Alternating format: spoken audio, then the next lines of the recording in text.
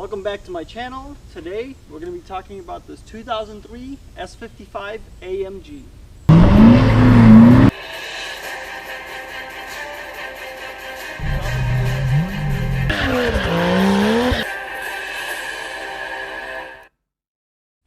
So as I said, we're going to be talking about this S55 today. A lot of people don't know too much about this car. It's kind of overshadowed by the S430, the S500, the S600 of this generation, and usually that's a good thing, but in the case of this car it's not, because those cars, reliability wise, they weren't the best of cars. They had a lot of issues, so when you look at them, they usually busted up, broke down, and they're very cheap nowadays, $1,000, $2,000, $3,000, depending on how you buy it, what condition, stuff like that. So when your average person looks at this car, it doesn't stand out as anything special, but man, are they wrong. So this is an S55 AMG. For those of you that don't know, in 2003, this was the first year they put in the M113K engine into these, which is a supercharged V8. Makes 492 horsepower and over 500 pounds of torque. I think it's like 516 or 518, not sure on the exact number, but it is a ton of torque. Now, usually I'm not a big fan of AMG cars, and the reason is because with most AMG cars, they give you a big engine with a lot of power and they give you big brakes. And this car is really no different. However, this is an S-Class. It is the top of the line luxury car. It's the cruiser, it's a big body sedan. It's not made to handle, so I'm okay with that combo. When you get into the lower trims like a C63 AMG, even some E-classes, most of the AMG class, I'm not big because I like my cars to handle, and with the smaller car, it doesn't make sense, to me, just have straight line speed. Back when this car came out, it was $109,000. If you count inflation in today's money, that would be $150,000 asking price on this car, or MSRP, which is insane. And nowadays, a lot of these can be found for $8,000 to $15,000, depending on the mile. I've had a couple of E55s that have the same engine as this. I've known a lot of Benz guys, and everybody really knows that the engine is bulletproof on these cars. The transmission is pretty strong. It's nothing fancy, but it gets overshadowed because it has conductor plate. The plastic conductor plates have issues, and that's really what goes wrong on these cars. If it ever has tranny problems, it's usually the conductor plate. The engines only have too many problems. But the big drawback on these cars is the suspension. They have a ABC suspension. Somebody's going to correct me on this, but I believe it's a air ride or a hydraulic. I don't remember exactly on this generation. I know the E55s are these, but nowadays you can put coilovers on these. You could do a ABC delete, bypass, and you're set. And for the money, this is probably the best luxury high performance sedan you could buy. There's nothing available for this kind of money that will give you the thrills that this car will, and the luxury at the same time. So let's check it out. So let's start off with the styling on this car. It is very classy, very sleek, very elegant. I think it ages very well. The bumpers are aggressive, the wheels are good looking, the headlights, they got the xenon headlights. I think it ages well. Like I said, when you look at the lower trims, they're usually ragged out. They don't look the best. These headlights are usually yellowed, faded, stuff like that. But this car ages pretty well, I think. The styling looks somewhat modern. This car is 15 years old, and you can argue that it looks better than some of the new Mercedes they have. Overall, it's a good-looking car. It's elegant, aggressive. It has all that. It's not overly aggressive. Like I'm going to mention this car a lot in this review, but the CTSV that I had, that one is really aggressive. You look at the front end, you could tell, it's a performance car. This one's not about that. It's got some performance looks. If you look at the details, you'll see the performance in it. But overall, it's a great car. It looks like a standard daily driver. It's really like a wolf in sheep's clothing. So the interior of this car, it ages pretty well as well. There's nothing crazy, nothing looks out of date. This is an average car. You're not looking at a mint car. This thing's got 125,000, 121,000 miles. It does have some wear you'll see on the seats, a little bit of wear on the door panels, just your average wear that you expect for a 15-year-old car. And it's aging pretty well.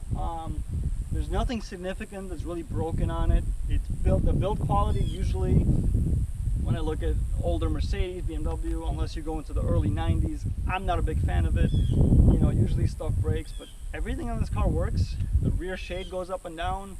It's got heated, cool seats, all those work, all the driver controls work.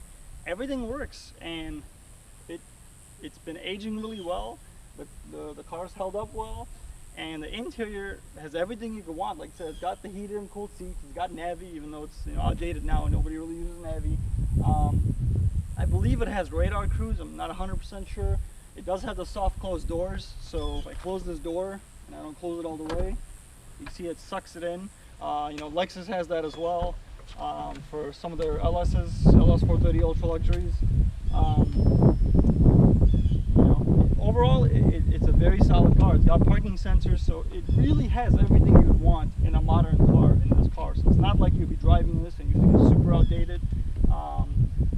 It's a very luxurious car for the time. For 2003, this was, you know, crazy. That's why it was so expensive. But it holds up to modern standards.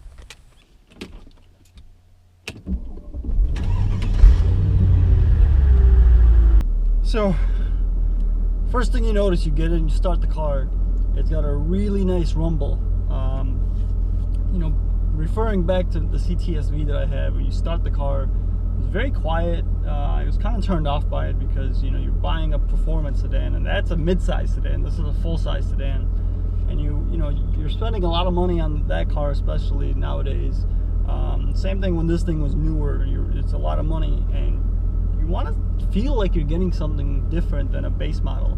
And when you start this, you definitely get that rumble from the V8, and you get the supercharged sound.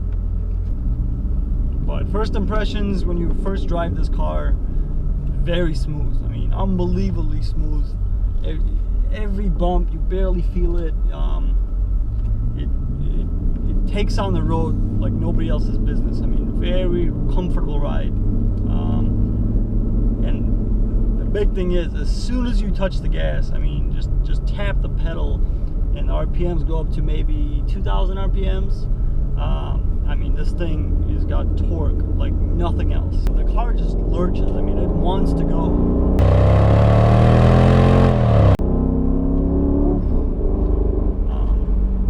Yeah, it is a blast.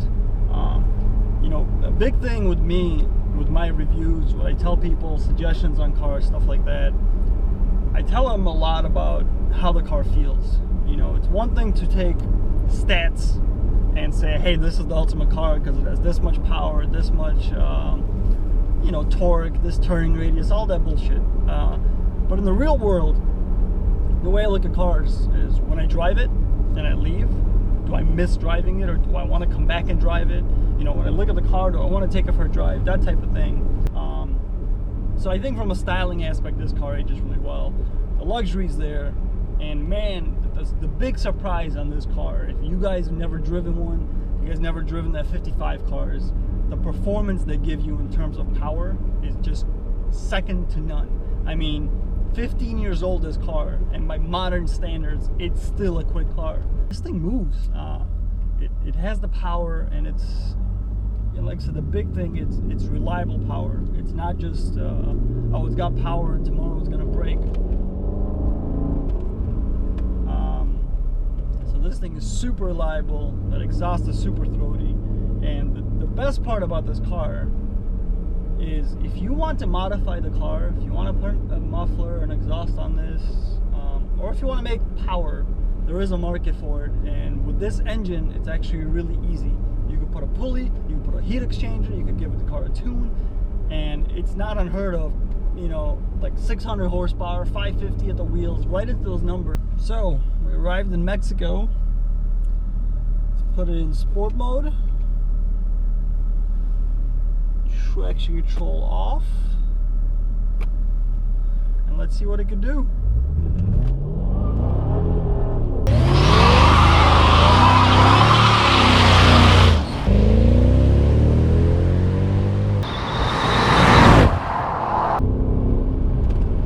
Wow, this thing is a rocket.